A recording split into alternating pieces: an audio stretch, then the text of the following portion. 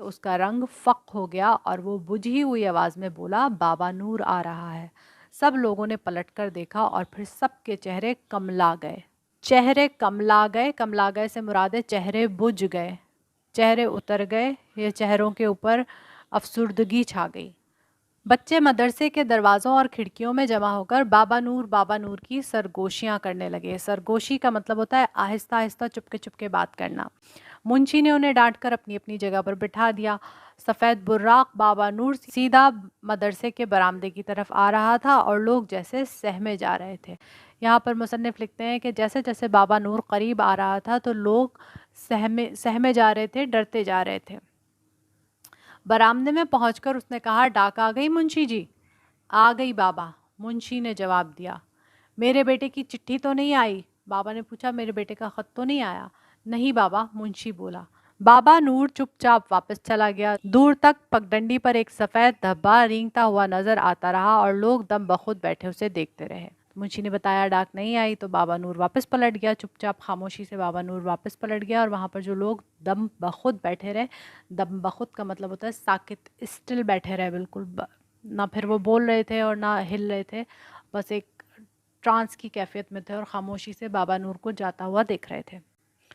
پھر منشی بولا، 10 سال سے بابا نور اسی طرح آ رہا ہے، یہی سوال پوچھتا ہے اور یہی جواب لے کر چلا جاتا ہے۔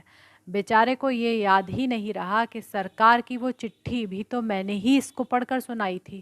اس میں خبر تھی کہ بابا کا بیٹا برما میں بم کے گولے کا شکار ہو چکا ہے۔ جب سے وہ پاگل سا ہو گیا ہے، مگر خدا کی قسم ہے دوستو، اگر آج کے بعد وہ پھر میرے پاس یہی پوچھنے آیا تو مجھے بھی پاگل کر جائے گا۔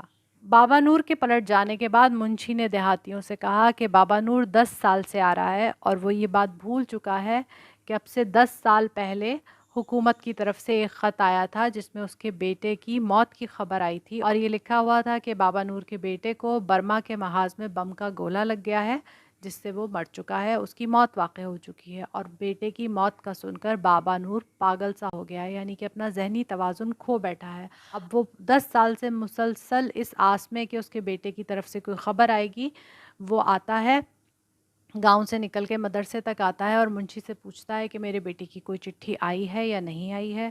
منشی کا کہنا یہ تھا کہ بابا نور تو اپنے ہوش و حواس اس صدمے کی وجہ سے کھو بیٹھا ہے، اس کو اب پتہ ہی نہیں ہے، اس کو تو بس یہ آس ہے کہ میرے بیٹے کی شاید خبر آئے گی، لیکن میں اپنے ہوش و حواس میں ہوں اور دوستوں میں خدا کی قسم کھا کر یہ کہتا ہوں کہ مجھ سے اب یہ دکھ برداشت نہیں ہوتا کہ میں اس کو کس طرح بتاؤں کہ اس کا بیٹا تو 10 سال پہلے ہی فوت ہو چکا ہے۔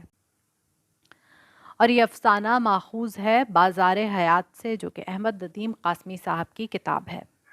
ہم امید کرتے ہیں کہ ابھی تک پڑھایا ہوا یہ مکمل افسانہ آپ کو اچھی طریقے سے سمجھ میں آ گیا ہوگا۔ اگر کوئی بات آپ کو نہیں سمجھ میں آئی ہے، کوئی اور مزید سوال پوچھنا چاہتے ہیں، کوئی وضاحت درکار ہے، تو کامنٹ سیکشن میں اپنا سوال مکمل تفصیل اور وضاحت کے ساتھ لکھ کر آپ پوچھ سکتے ہیں۔ اگلے لیکچر میں آپ کو اسی سبق کا مرکزی خیال اور خلاصہ کروانے کی انشاءاللہ کوشش کریں گے۔ جب تک کے لیے اپنا خیال رکھیے گا۔ اللہ حافظ۔